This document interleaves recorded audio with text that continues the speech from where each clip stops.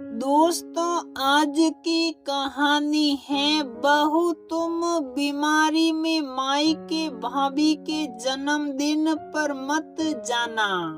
दोस्तों, कहानी शुरू करने से पहले अगर आपने हमारे चैनल को सब्सक्राइब नहीं किया है तो सब्सक्राइब कर लीजिए ताकि आपके पास पहुंचे हर नया वीडियो। जैसे ही अनु ने अपने मायके जाने के लिए कैब मंगवाई, तुरंत ही सरला जी ने अपने बेटे उदित को उसके दफ्तर में फोन कर दिया। भाई, हद है तुम्हारी बीवी की तो। कितनी ठीठ बहू मिली है जो आखिर इतने बुखार में भी मायके चली गई। कितना मना किया परंतु नहीं, उसे तो अपने मायके में रहे अपनी भाभी की जन्मदिन की पार्टी पर जाना था। ये नहीं कि कुछ आराम ही कर ले। चलो, अब तुम लोगों को जैसा ठीक लगे। आजकल घर के बुजुर्गों की बात मानता ही कौन है। और फिर कह दिया जाता है कि सास कभी माँ नहीं बन सकती। अरे, सास की बात मानो तभी तो वह माँ बनेगी ना। अपने दिल की सारी भड़ास निकाल कर सरला जी ने उदित की बात सुने बिना ही गुस्से में फोन काट दिया। उनका काम तो बस सिंगारी लगाना था, अब आगे खुद ही देख लेगा। बस यही सोच कर उन्होंने उदित को दफ्तर में फोन कर दिया था। माँ की बात सुनकर उदित को भी गुस्सा आ गया। जैसे ही दफ्तर से घर की ओर निकला तो कार में बैठते ही अनु को फोन लगा दिया। अनु के फोन उठाते ही उस पर बरस पड़ा। पीछे से संगीत की आवाज आ रही थी। कमाल करती हो अनु, तबीयत ठीक नहीं और मायके जाकर बैठी हो। ये क्या तरीका है, आराम कर लेती। अभी उदित ने इतना ही कहा था कि अनु को भी गुस्सा आ गया। झट से फोन लेकर दूसरे कमरे में आई। हाँ, अब बोलो, क्या कह रहे हो। उदित बोला, घर के बड़ों की भी कभी कभी बात मान लेनी चाहिए। ये क्या तबीयत खराब में भी मायके जाना जरूरी था क्या। भाभी का जन्मदिन ही तो था, कोई इतना भी जरूरी नहीं था। हर साल ही तो आता। उदित, मैं सुबह से बुखार में तप रही थी। उस समय तो तुम्हारी माँ ने एक बार नहीं कहा कि बहू आराम कर ले या रसोई का काम मैं कर दूंगी। सारा दिन काम में लगी रही। उस समय उन्हें जरा भी मेरा ध्यान नहीं आया और जैसे ही काम करके खाली हुई और तैयार होने लगी तो उन्हें मेरी बीमारी दिखने लगी।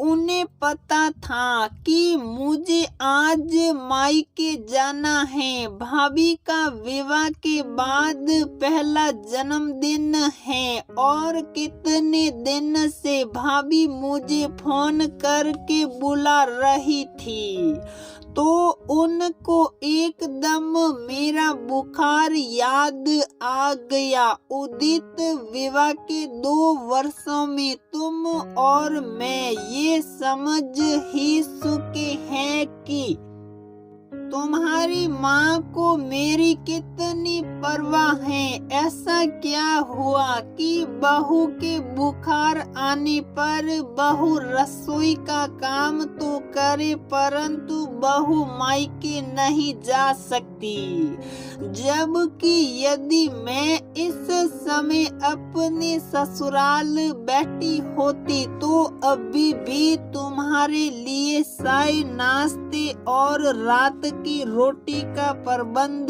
कर रही होती।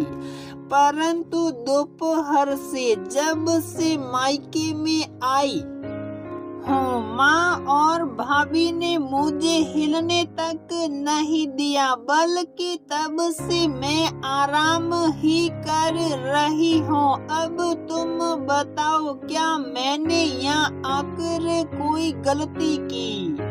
और यदि मैं बीमारी में काम कर सकती हूँ तो मैं बीमारी में किसी पार्टी में क्यों नहीं जा सकती?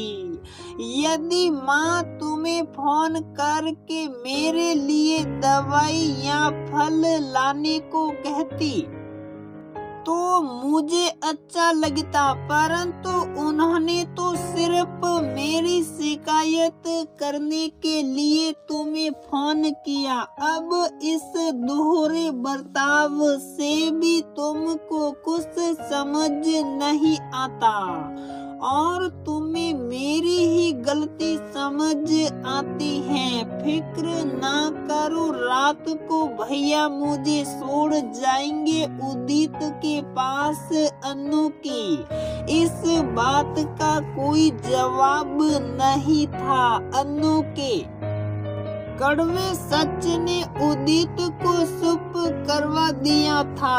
उदित ने कोई जवाब नहीं दिया और चुपचाप फोन रख दिया। जैसे ही घर पहुंचा तो उदित को चाय देते ही सरला जी फिर से गुस्से से बोली, अब बता, खुद की बीमारी में उधर चली गई है। आज उदित माँ पर सिल्ला ही पड़ा।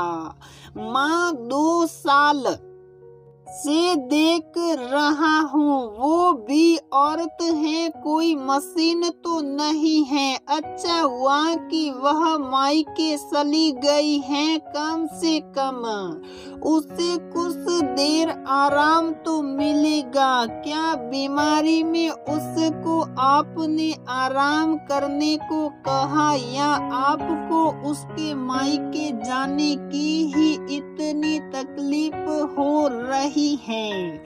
और हाँ, अब जब तक उसका बुखार ठीक नहीं हो जाता तब तक वह मायके में ही रहेगी। आप काम वाली को थोड़ा पैसे ज्यादा देकर उससे काम करवा लीजिएगा, कहकर उदित अपने कमरे में चाय उठाकर चला गया और झट से अन्नू को एक मैसेज कर दिया, जब तक तुम ठीक नहीं होती तब तक आराम से मायके में रहो, ससुराल की चिंता करने की कोई जरूरत नहीं है। मैसेज पढ़ते ही अन्नू के चेहरे पर एक मुस्कान आ गई और दिल में एक सुकून